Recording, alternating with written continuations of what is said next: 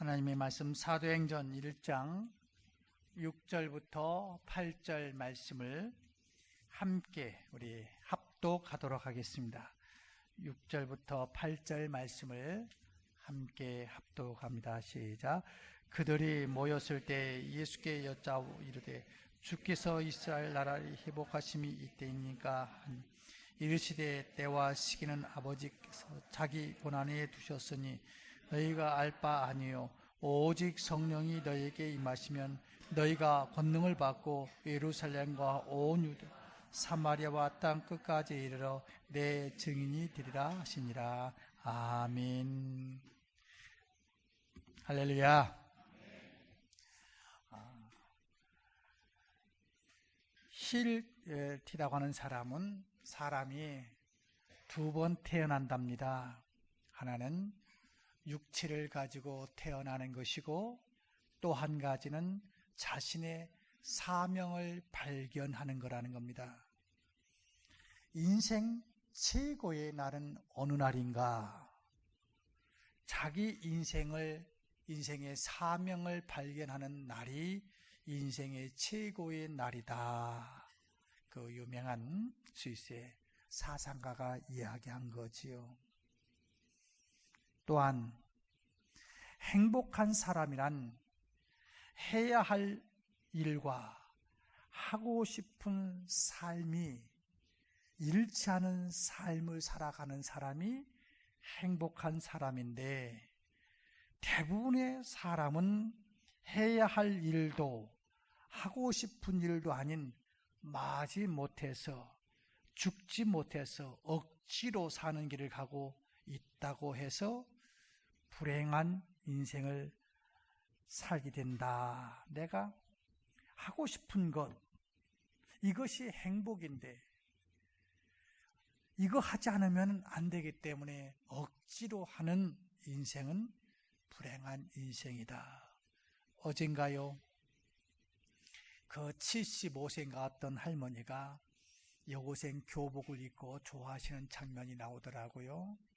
한글 모르시는 분들 또는 중학교, 고등학교 과정을 배우고 싶었는데, 공부하고 싶은 마음이 있었는데 환경이 그러지 못해서 못 배우신 분들, 옛날 그 교복을 입고 이제 영상에서 인터뷰하면서 너무 기쁘다고, 너무 좋다고, 같이 중학생 또는 고등학생이 되어가지고 교복을 입고 공부하는 것, 나는 하고 싶었는데 하지 못해서 너무 안타까웠는데 좋다고.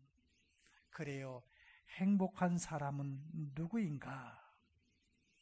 내 사명과 삶이 잃지 않은 사람이 행복한 사람이라는 겁니다. 인생을 행복하게 살려고 하면 사명을 갖고 살아야 합니다. 교회를 크게 두 가지로 구분합니다. 일반적으로 하나는 유형교회, 십자가가 있고 건물이 있고 강다선이 있고 설교가 선포되는 그런 유형교회를 교회라고도 말합니다마는, 예수 그리스도를 나의 구주로 영접한 여러분들 한 사람 한 사람이 다 교회입니다. 오늘 본문은 유형교회를 말하는 것이 아니라 무형교회, 나 한 사람 한 사람이 사명을 가지고 나가는 교회, 다시 말하면 우리 신앙생활이 즐겁고 행복하고 인생이 행복하려면 어떻게 해야 될 것인가? 사명감을 발견하고 사명을 발견하고 이 사명대로 살아가는 인생이라는 겁니다. 여러분, 크리스마스 때만 되면 여러분들 아시는 분 있잖아요. 구세군, 그 모금운동을 하는 구세군을 창시자가 윌리엄 부스입니다. 그의 삶의 일화가 이런 내용이 있습니다. 그가 젊었을 때 열심히 기도하면서 전도를 하면서 살았습니다. 그런 중 뜻하지 않게 병을 얻게 됩니다. 진단 결과 그저 조금 아파가지고 치료받을 수 있는 것이 아니라 중병으로 판명이 되었습니다. 의사 선생님이 심각하게 충고를 합니다. 이런 몸으로 계속 전도 생활을 하면은 1년도 살기 힘듭니다. 이러한 충고의 이야기를 듣고 윌리엄 부스는 깊이 생각을 합니다. 내가 어떻게 해야 될 건가? 이제 전도의 생활을 멈춰야 될 건가? 아니면 계속해야 될 것인가? 그래서 그 결론은 그가 이렇게 써놓고 있습니다. 병상에 누워 지내도 몇 년 후에는 어떻게 될지 모른다. 그렇게 해서 삶을 연장해도 어차피 죽게 된다. 그러다가 주님 앞에 선다면 나는 부끄러워서 어떻게 할까? 그럴 바엔 남은 시간 동안 더 전도에 힘쓰다가 자랑스럽게 주님 앞에 설 것이다. 이 사람이 이제 생각한 것은 내가 내 사명 이제 접고 투병 생활을 하면은 1년밖에 못 산다겠지만은 2년 될 수도 있고 3년 될 수도 있지만은 내가 건강하게 사는 것도 아니고 병치레하면서 어차피 2, 3년 더 사는 것보다는 차라리 내가 내 사명 감당하다가 주님 앞에 가는 것이 더 좋지 않겠는가? 그렇게 이제 스스로 결론을 짓고 열심히 전도 생활을 합니다. 저희 어머님이 60대 정도 됐을 때 맨날 여기 아파 저기 아파, 그래서 듣는 소리는 아프다는 이야기였습니다.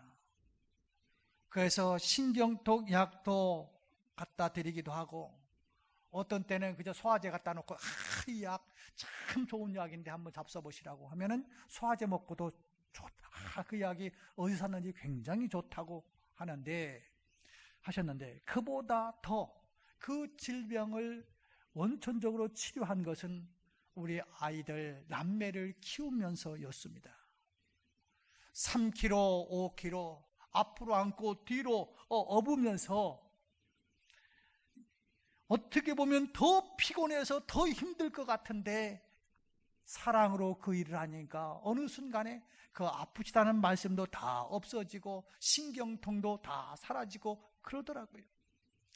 이 윌리엄 부스라는 사람도 이제 죽음을 각오하고 내가 이러다가 1년 안에 죽으면 주님 앞에 가는 건데 기쁨으로 내 사명 감당하자 하고 열심히 전도하고 기도했는데 용사처럼 살아갔는데 오히려 자기가 건강해진 거거든요. 그러니까 사람들로 하여금 나와 같이 살 사람, 그 중병에 걸렸다고 병상에서 아파하지 말고 기도하고 전도하자, 이런 사람들로 구성된 것을 이제 해서 창설된 게 구세군입니다. 구세군. 그런데 이 윌리엄 부스는 이렇게 살아갔더니 의사가 1년밖에 네 사명을 버려라, 버리지 않으면 1년밖에 살 수 없다고 했는데 내 사명을 버리지 않냐고 하니까 84세나 살다가 하나님 앞에 부름을 받았답니다. 그는 말년의 책에서 이렇게 자기의 심경을 고백하고 있습니다. 내가 젊었을 때 의사는 나의 사명을 버리라고 했습니다. 하지만 나는 의사를 버리고 하나님의 사명을 택했습니다. 어차피 한 번 죽는 인생, 병의 종으로 살 바엔 주님을 위해서 남은 시간과 모든 것을 바치리라. 그리고 하나님은 사명의 길을 선택한 나를 지켜주셨고 여기까지 이르게 하셨습니다. 그렇습니다. 사명이란 이처럼 최고의 인생, 행복한 인생, 삶과 죽음을 초월하는 담대하고 당당한 인생을 살게 합니다. 그렇다면 나의 사명은 무엇입니까? 우리의 사명은 무엇입니까? 오늘 본문은 예수님께서 승천하시기 직전 그를 따르는 사도와 제자들을 세상으로 보내면서 말씀하신 장면입니다. 예수님은 제자들에게 분명하고도 확고한 사명을 주셨습니다. 이 사명을 가지고 세상을 향해 보냄을 받은 사람이 바로 교회입니다. 보냄을 받은 사람들이 바로 무영교회인 우리 모든 사람들 한 사람 한 사람의 교회들입니다. 그러므로 교회는 사명을 가지고 세상을 향해 나가는 공동체, 어쩌면 경인제일교회는 이러한 사명을 가지고 나가는 공동체입니다. 예수님께서 세상을 향해 나가는 우리 교회에게 맡겨진 사명이 무엇입니까? 오늘 본문 8절에서는 이렇게 말합니다. 예루살렘과 온 유대와 사마리아와 땅끝까지 이르러 내 증인이 되리라 하시니라. 우리는 예수님의 생명의 증인이 되어야 됩니다. 예수 생명이 우리 생명을 통해 나타나도록 살아야 한다는 겁니다. 그분의 마음이, 그분의 생각이, 그분의 습관이, 그분의 생활 양식이 우리를 통해 그대로 재현되도록 하는 것이 우리의 사명이어야 한다는 겁니다. 예수님께서 만나는 사람마다 이렇게 말씀하셨죠. 나를 본 자는 아버지를 보았거늘 어찌하여 내게 아버지를 보이라 하느냐. 이렇게 말씀한 것처럼 나를 만나는 사람이 나를 통해서 누구를 보게 만들어야 되냐면 예수님을 보고 예수님을 만나게 해야 되는 것이죠. 보리스 골펠드라고 하는 소련에서 살던 유대인 의사가 있었습니다. 어젠가요, 저 북한에서 그 행진하는 걸 보니까 완전히 교주더군요. 막 그 사람들 꽃 들고 소리치고 난리치는 걸 보면은 야, 김정은이 또 신이 되는구나 하는 생각을 해봤는데, 이 스탈린도 그런 존재로서 인정받기를 원했지요. 그런데 이 보리스라고 하는 사람은 인간이 어떻게 신이냐, 인간은 인간이라고 말했다가 그 제목으로 강제 노동 수용소에서 수감되었습니다. 이 죄수로서 죄를 짓지 않은 죄인으로, 죄인 아닌 죄인으로서 그가 수용소에서 하는 일들은 이 죄수들을 치료해서 노동력을 쓸 수 있도록 하는 거고, 또 가능성 없는 사람은 죽게 내버려둬 가지고 이제 완전히 인간을 어떤 연장 도구로 쓰는 일을 하는 거지요. 그러다가 자기가 인간성이 점점 파괴됨을 느끼면서 갈등을 느낍니다. 그러던 가운데 동료 죄수에게 전도를 받습니다. 절망의 바닥에서 예수 그리스도를 영접하면서 놀라운 소식을 접합니다. 수용소에서 우리들이 당신을 보는 순간 이 지하학교의 공동체에서 당신을 위해서 우리가 엄청나게 기도했습니다. 당신의 구원의 문제를 놓고 많이 기도했습니다. 그런데 그 기도의 응답이 지금 되었군요 하는 이야기를 듣게 되는 것이죠. 그날부터 이 보리스는 복음의 빚진 자임을 깨닫고 환자를 정성껏 치료해 줍니다. 그 결과 이제 죽을 사람들은 빨리 죽게 만들어 놔야 되는데, 하루라도 조금 일찍 죽게 해야 되는데, 이 환자들에게 자꾸 예수의 사랑이 들어가니까 관대해 주고 정성을 다해서 그 사람이 노동력으로 쓰지 못한다 할지라도 그를 치료합니다. 그래서 수용소 관계자로부터 경고를 받습니다. 죽을 사람 내버려 둬야지 그 사람에게 치료해서 생명을 연장시키면은 너도 대신 죽을 거라는 겁니다. 그런 경고를 받던 어느 날 대장암에 걸린 죄수 하나를 만나게 되고 치료하게 됩니다. 결국은 수용소의 경고를 무시하고 그를 살리고 있다고 하는 것 때문에 이 사람이 처형을 받습니다. 처형받기 전에 치료받던 사람이 이렇게 하면 당신의 생명이 위험한데 계속 나를 치료해도 되느냐고. 그러자 이 보리스는 괜찮아요, 당신과 나를 살리기 위해 이미 죽으신 분이 있으니까요. 그래서 깜짝 놀랍니다. 그게 누굽니까? 라고 말하니까 속으로 이렇게 말합니다. 속삭이기를 그의 이름은 예수 그리스도입니다. 결국 그를 치료해 주는 것 때문에 이 보리스라고 하는 의사는 공개 처형을 당했습니다. 그러나 그가 죽는 순간 그로 인해 살아난 환자는 예수님을 영접하고 흐느끼면서 이렇게 고백합니다. 보리스, 이제는 내 차례입니다. 내가 그 사랑을 전하겠습니다. 그 살아난 사람이 바로 노벨 문학상을 수상한 알렉산더 솔제니친이라고 하는 유명한 작가입니다. 자신의 안위를 초월하여 진정으로 사랑을 전하며 죽음조차도 이기는 담대한 인생을 사는 예수 그리스도의 증인이 되는 것이 쉬운 일은 아닙니다. 그럼에도 주님은 그를 따르는 모든 사람에게 나의 증인이 되라고 사명을 부여하시면서 세상으로 보내셨습니다. 이 모든 사람은 배운 사람도 있지만 못 배운 사람도 있어요. 뛰어난 사람도 있지만 평범야의 사람도 있습니다. 남자도 있었습니다마는 지옥에서 땔감으로 쓰기 위해서 만들었다고 하는 여자들도 있었습니다. 사회적으로 존중받고 잘나가는 사람도 있었지만은 삭개오와 수가성의 우물가에 있는 여인과 같이 사람들한테 조롱거리 손가락질을 당하는 사람도 있었습니다. 부한 사람도 있었습니다마는 가난한 사람도 있었지요. 이처럼 남녀, 노유, 빈부, 귀천, 치유, 고아를 막론하고 모든 사람에게 주님은 예수의 증인으로 사명을 부여했습니다.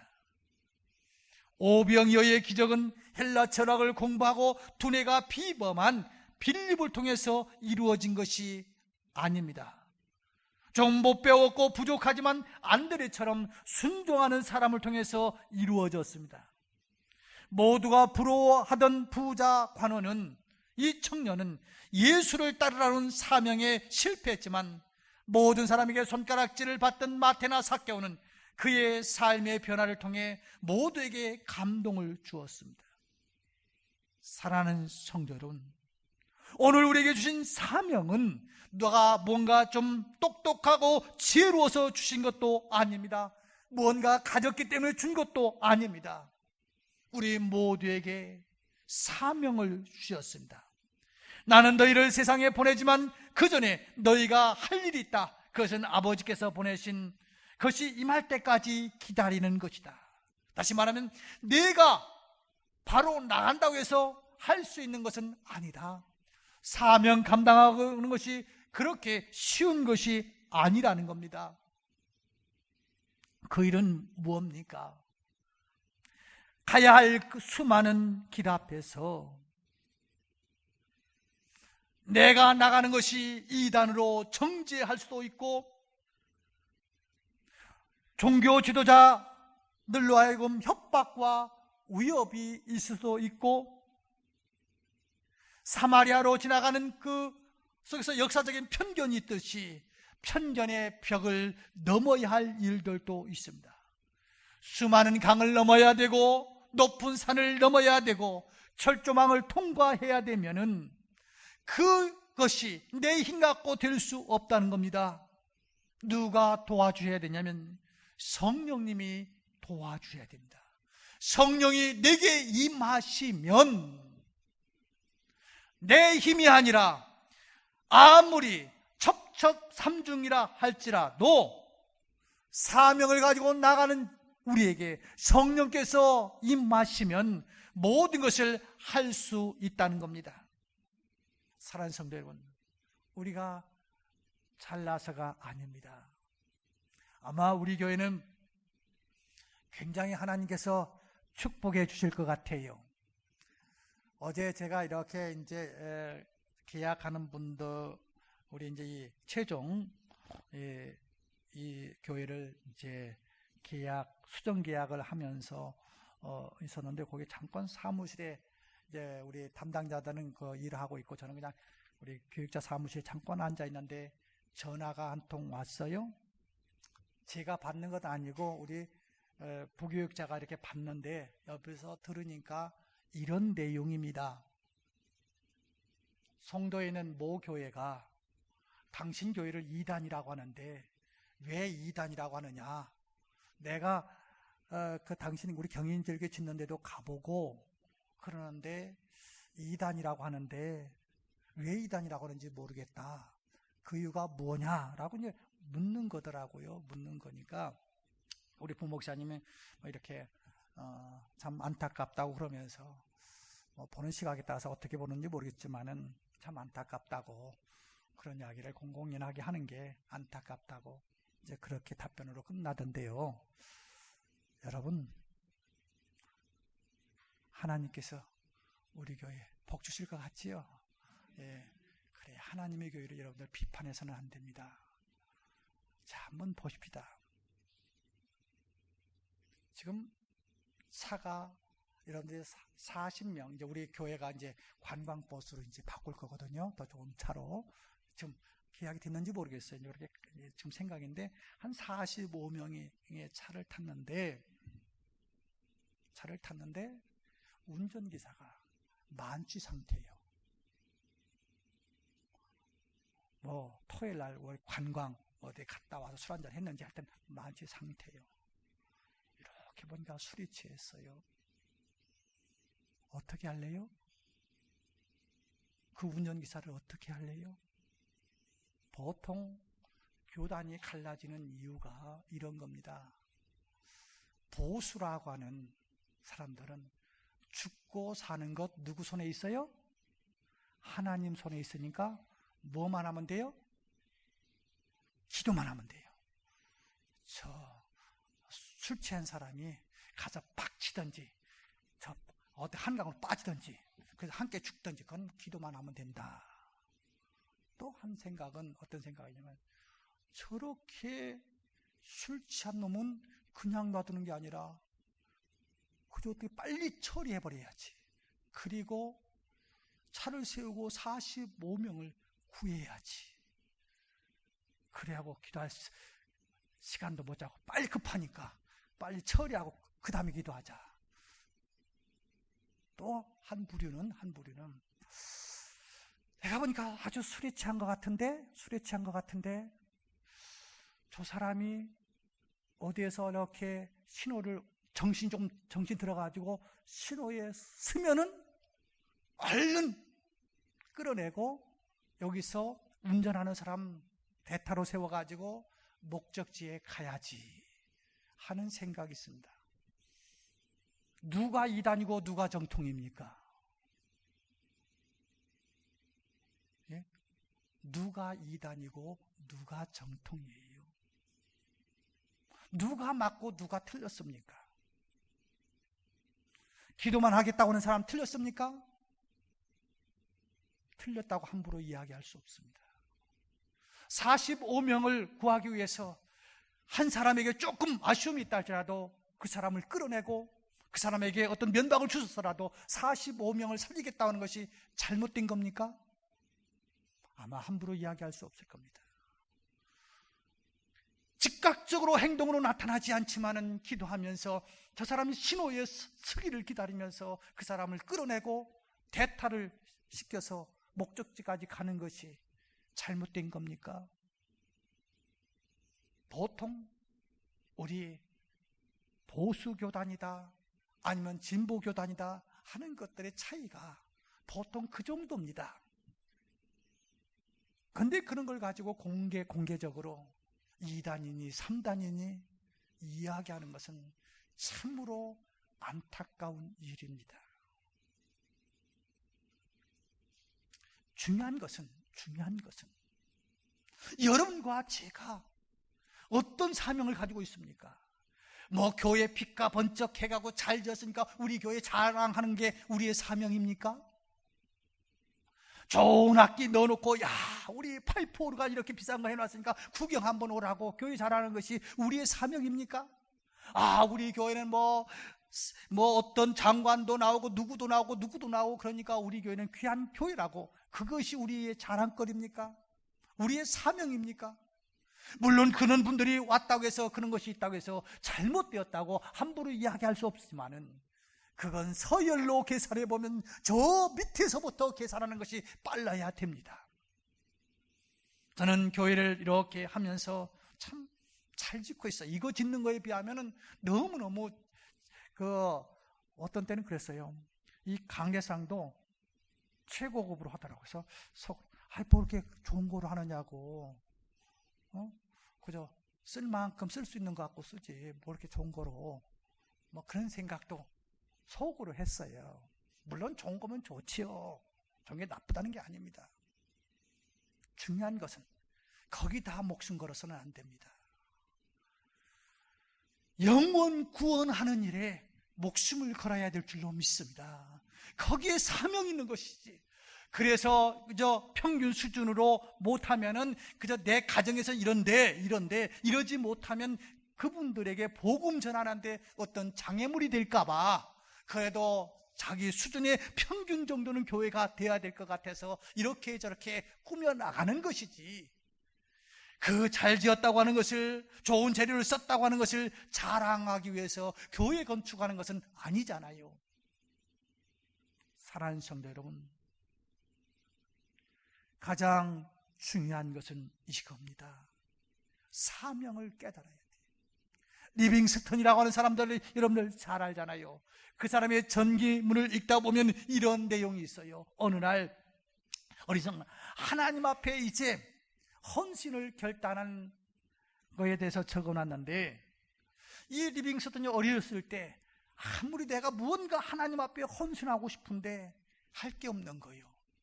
그래서 이 아이가 헌금함 속에 앉아가지고, 하나님, 저는 드릴 것이 없지만 이 몸이 있습니다. 이 몸 하나님 앞에 드립니다 라고 고백을 했대요. 그래서 이제 성령의 임재하심을 통해서 그가 먼 훗날 아프리카의 선교사의 아버지의 역할, 그 많은 자격증도 있고 그렇게 똑똑했던 사람이 그렇게 할 수 있었던 것은 바로 나의 사명을 깨닫고 귀한 사역을 감당한 것이죠. 미국에 가면 무디 교회라고 하는 기념교회가 지금도 잘 지어 존재하고 있습니다. 무디라는 사람이 어떤 사람입니까? 600만 명의 사람에게 복음을 전하고 100만 명 이상에게 결신을 시킨 사람인데, 그가 어떤 사람이에요?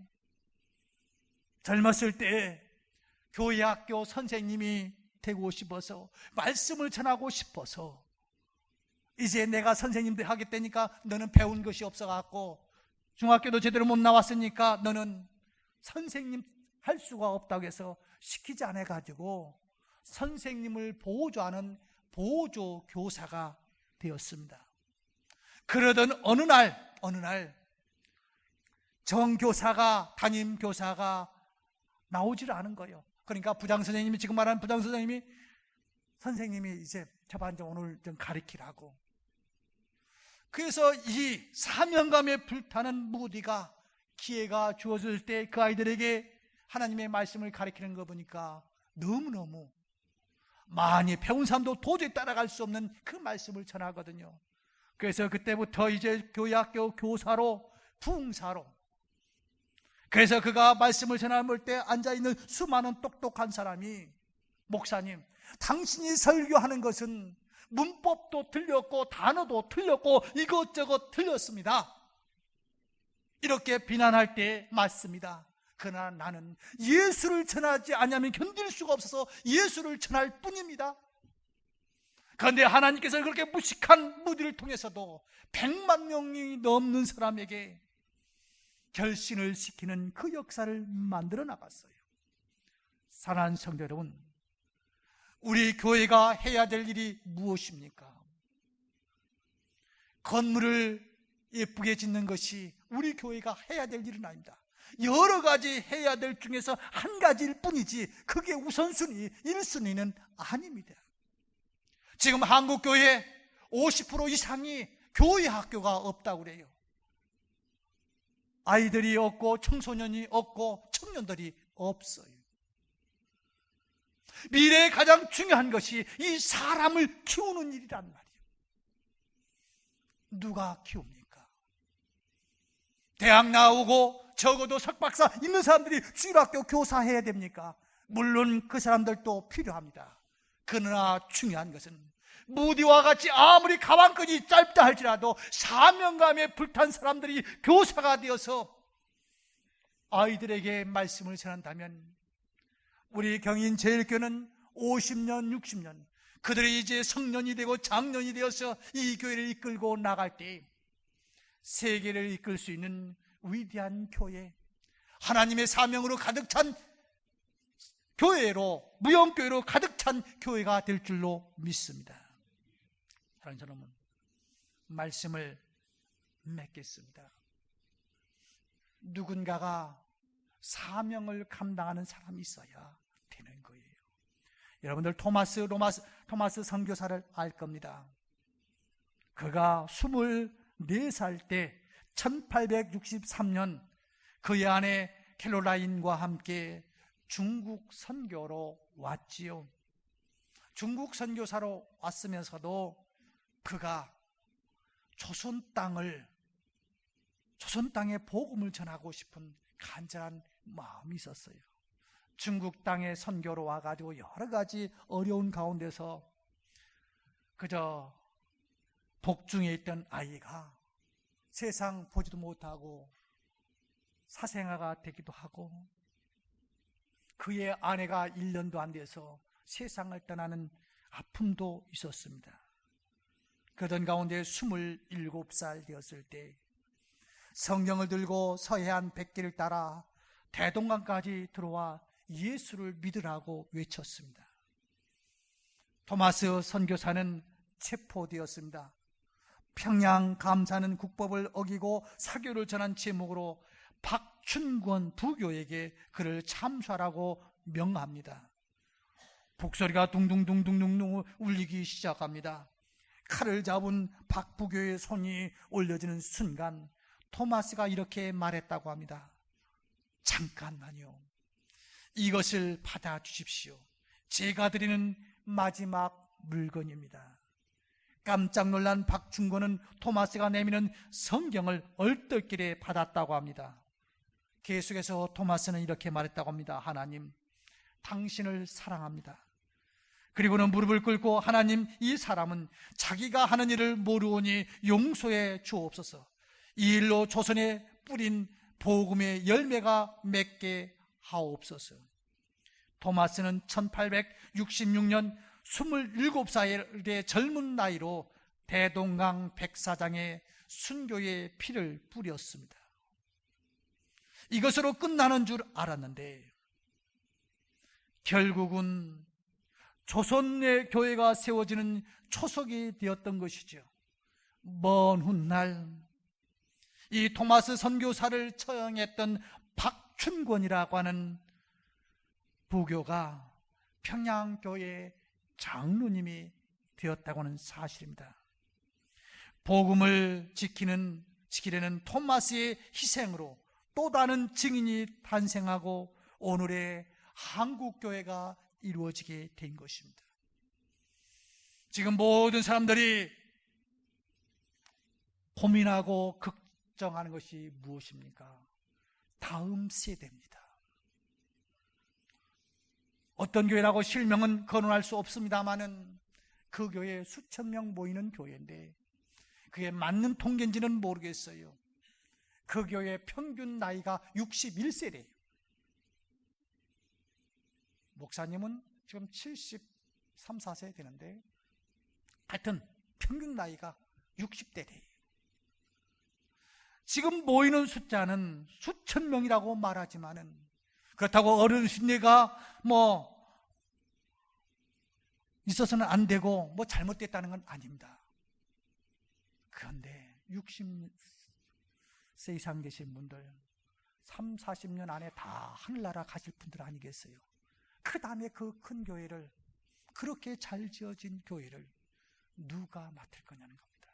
아니, 건물보다 더 중요한 것은 영혼 구원하는 일에 누가 쓰임 받을 것이냐는 겁니다. 토마스 선교사와 같이 27세 27살밖에 되지 않지만 대동강에 피를 뿌린 것이 그 당시는 참 허무맹랑한 것 같지만 그 피가 오늘의 한국교회를 만들었던 것 같이 이제 우리는 성도를 향해서 나갑니다. 무엇을 하기 위해서요? 바로 토마스 선교사와 같이 저 성도 땅에 바로 복음의 피를 뿌릴 수 있는 사명을 가진 사람이 필요합니다. 숫자가 중요한 거 아닙니다. 저는 어릴 적에 어미닭이 계란을 붓고 병아리를 만드는 것을 보았습니다. 거기에 보통 10개에서 한 15개 정도 이 계란을 집어넣는데 계란을 넣었다고 병아리가 되는 게 아닙니다. 숫자가 많이 넣어졌다고 해서 병아리가 많이 생기는 게 아닙니다. 거기에 유정난 생명이 있어야 됩니다. 우리 주님께서도 겨자씨 비유를 통해서 말씀하신 초점이 무엇입니까? 생명의 씨앗이 있어야 된다는 겁니다. 어떤 생명의 씨앗이요? 바로 사명으로 나가는 무영교회, 이 생명의 씨앗들이 여러분과 제가 되어야 됩니다. 숫자가 중요한 거 아닙니다. 몇천 명, 몇만 명이 중요한 것이 아닙니다. 무정나는 어미가 품면 품을수록 뭐합니까? 골아버려요. 그거 깨지는 날 스컹기가 낀 것보다 더 냄새가 지독해요. 교회에 연륜이 많고 사람이 많을수록 무정난만 많아지면 오히려 한국 땅을 어지럽히고 하나님의 영광을 가리는 사람으로 많아질 수밖에 없습니다. 중요한 것은 주님께서 내게 주신 사명, 성령이 내게 임하면 내가 증인이라고 하신 그 말씀을 부여잡고, 주님, 제가 주님의 증인이 되기를 원합니다. 저는 할 수가 없습니다. 성령님, 제게 오셔서 복음을 전하는 사역자로 쓰임받게 하여 주옵소서. 이러한 사람으로 가득 찬 우리 경인제일교회를 꿈을 꾸어봅니다. 함께 이 일에 쓰임받는 축복의 성도들 되시기를 주의 이름으로 축원합니다. 기도하겠습니다. 하나님 아버지, 이제 한 주간만 있으면 우리는 성도를 향해서 나아갑니다. 특별히 우리 모두가 사명을 가지고 성도를 향해서 나가는 교회가 되기를 원합니다. 건축한 것을 자랑하는 성도가 아니라 내게 복음을 전할 수 있는 사명을 주신 하나님 앞에 감사하면서 나가는 성도들이 되기를 원합니다. 하나님, 이 일에 쓰임받게 하여 주옵소서. 예수님의 이름으로 기도드리옵나이다.